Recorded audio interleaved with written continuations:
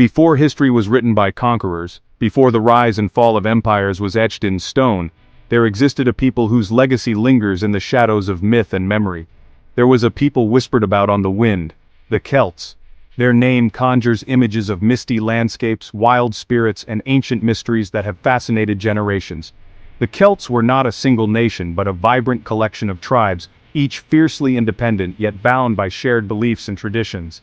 They lived in harmony with the land, settling in dense forests, rolling hills, and along the wild, untamed coastlines that stretched across ancient Europe. Their story is found in the earth, gold gleaming from a bog, mysterious swirling patterns carved into stone, and relics that speak of a world both beautiful and brutal. Echoes of their language still linger in the far west, in place names and ancient inscriptions, hinting at a time when their voices filled the air. The Celts lived within the landscape, guided by the turning of the seasons and the subtle rhythms of the earth.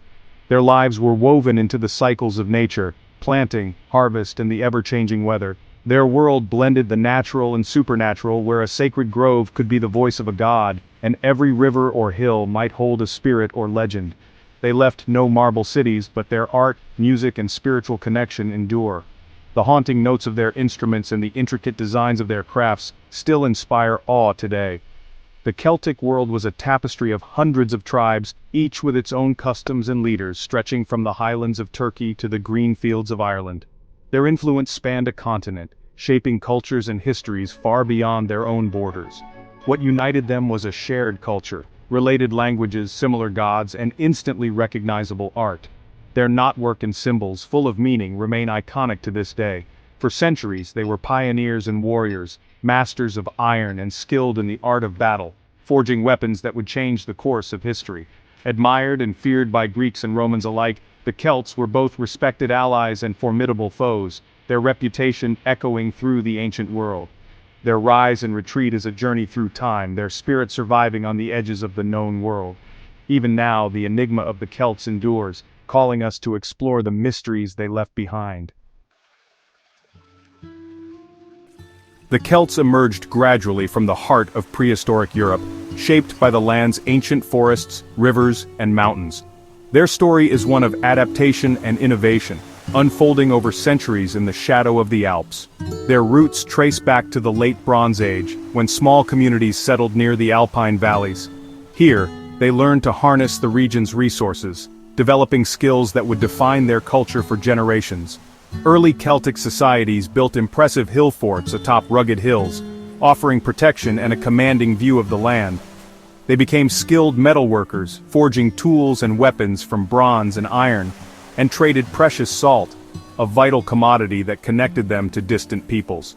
The Hallstatt period, beginning around 800 BC, marked the first clear emergence of a distinct Celtic identity. Through trade and migration, their influence spread far beyond their Alpine homeland, leaving traces in burial mounds and artifacts. Their reach extended into what is now France, Switzerland, and even further, as seen in the unique pottery, sturdy wagons, and finely crafted swords unearthed by archaeologists. These objects tell the story of a people connected by shared traditions and artistry. Far from being mere barbarians, the Celts built sophisticated societies. Their villages bustled with life, and their people wore vibrant clothing and intricate jewelry, reflecting a culture rich in creativity and social complexity. Hill forts became centers of power, trade, and craftsmanship. Here, skilled artisans shaped metal, wood, and textiles, laying the foundation for a culture that would one day dominate much of Europe. By 450 BC, the Latene culture emerged, vibrant and expressive. Their art exploded with swirling patterns, fantastical animals, and bold designs, revealing a people who celebrated imagination and identity. The Latena Celts would soon burst onto the historical stage, famously sacking Rome in 390 BC and striking fear into the heart of the Mediterranean world. Their reputation as fierce warriors and formidable opponents spread rapidly. Their journey from the Alpine heartland had only just begun. Driven by ambition and opportunity, Celtic tribes set out along ancient trails, forging new paths across the continent and reshaping the map of Europe. The rise of the Celts was not a single event, but a powerful cultural wave, one that transformed Europe's landscape, language, and legacy for centuries to come. Today, their legacy endures in the treasures and art they left behind. reminders of a people whose spirit and creativity helped shape the very heart of Europe. The La Tène period sparked a great Celtic migration, spreading tribes across Europe. Driven by adventure and need, they moved west into France, Gaul, across the sea to Britain and Ireland, and south into Italy. In 390 BC, a Celtic warband under Brennus sacked Rome, leaving a mark on Roman memory. Eastward, they clashed with Greeks and even founded Galatia in modern Turkey. From the Atlantic to Anatolia, Celtic languages and culture flourished. Yet they remained a mosaic of tribes, not a unified empire. Their tribal structure allowed rapid expansion, but also fostered fierce rivalries. This lack of unity would later be exploited by disciplined enemies like Rome. The Celts' reach was vast, but their divisions would prove costly. Celtic society was rural and deeply connected to the land. Most people were farmers, living in roundhouses grouped in small hamlets or isolated farmsteads. Life revolved around family and clan, with loyalty to tribe above all. Society was hierarchical, chieftains at the top, followed by druids, bards, craftspeople, and free farmers. Slaves, often war captives or debtors, were at the bottom. Women held higher status than in Greece or Rome, able to own property and lead in battle, as Boudica did. Wealth was measured in cattle, and cattle raiding was a ritualized form of warfare. Skilled farmers and craftspeople, the Celts used iron plows and forged tools, weapons, and pottery. Every member of the community played a vital role in this interconnected world. Their society thrived on tradition, skill, and a profound bond with the earth. The Celts' spiritual world was rich and deeply tied to nature. They worshipped many gods, each linked to rivers, mountains, or groves. Druids were the intellectual elite, priests, judges, and advisors, trained for years to memorize laws, history, and rituals. Bards preserved memory through epic tales, while Vates interpreted omens and the will of the gods. The Celts believed the barrier between worlds was thin. The other world existed alongside their own. At certain times and places, this veil could be crossed, shaping their views on life and death. They believed in reincarnation, which made their warriors fearless. Their spirituality was woven into every aspect of daily life. The Celts spoke to future generations through their art, flowing lines, spirals, and patterns with no end.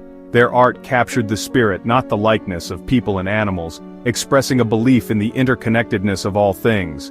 Metalworking was their specialty. Shields, helmets, and torques were both practical and symbols of status. Ritual objects like the Gundestrup cauldron reveal a world of gods and myth. Everyday items and feasting vessels were richly decorated, showing the importance of craft and celebration. Their artistic legacy is also carved in stone, standing stones and grave markers adorned with swirling designs. In the Christian era, this style evolved in illuminated manuscripts and high crosses like the Book of Kells. Celtic art became a visual language, enduring long after their political power faded. Their creativity transformed the landscape into a sacred canvas. The beauty and complexity of their art still inspire today. The Celtic year revolved around 4 great festivals, each one deeply woven into the rhythms of the land and the lives of the people. These celebrations marked the turning points of the agricultural cycle, reflecting the eternal dance between light and darkness, growth and rest. For the Celts, time was not just measured in days, but in the sacred flow of seasons, each festival a gateway to a new phase of life. Samhain, held at the start of November, signaled the end of the harvest and the beginning of the long, dark winter. It was believed that during Samhain, the veil between this world and the other world was at its thinnest, allowing spirits to cross over. Families gathered to honor their ancestors, share stories, and prepare for the cold months ahead. Bonfires blazed across the hills, their flames meant to guide friendly spirits and protect the living from harm. This ancient tradition survives today in the customs of Halloween, where fire and light still ward off the darkness. Imbolc, celebrated in early February, welcomed the first signs of spring. It was a time to honor Brigid, the beloved goddess of healing, poetry, and fertility. People lit candles and fires to encourage the sun's return and to purify their homes after the long winter. These fires symbolized not only purification but also hope and renewal, as the days slowly grew longer and brighter. Beltane, arriving in May, was a joyful festival of life, fertility, and abundance. Cattle were driven between twin bonfires to protect them from disease, and people celebrated the earth's awakening with feasts and rituals. Dancing and leaping over the flames was believed to bring good fortune, symbolizing the triumph of summer's warmth and energy over the cold of winter. These great festivals brought entire communities together, strengthening bonds, honoring the gods, and passing down ancient traditions from one generation to the next. The cycle of the year was seen as a sacred journey, blending the natural world with the supernatural, and reminding the Celts of their place within the great web of life. Today, echoes of these ancient celebrations can still be found in modern festivals and seasonal rituals, keeping the spirit of the Celtic year alive for new generations. The rise of Rome brought the Celts' independence to an end. Roman legions with discipline and strategy confronted the divided Celtic tribes, especially in Gaul. Julius Caesar's conquest of Gaul exploited tribal rivalries, leading to brutal wars and the fall of Celtic power. The last great resistance came under Vercingetorix, who united tribes but was defeated at Alesia. With his surrender, Celtic independence in continental Europe ended. Celtic lands were absorbed into the Roman Empire, their languages and cultures faded. Only in Britain and Ireland did Celtic traditions survive, beyond Rome's full reach. In these western edges, the old ways, laws, and legends endured. The Celts' spirit retreated but was not extinguished. Their legacy would be reborn in new forms in the centuries to come. The Celts' legacy lives on, woven into the fabric of modern Europe. In Ireland, Scotland, Wales, Cornwall, Brittany, and the Isle of Man, Celtic languages and traditions persist. Their music, from Irish harps to Scottish bagpipes, carries ancient echoes.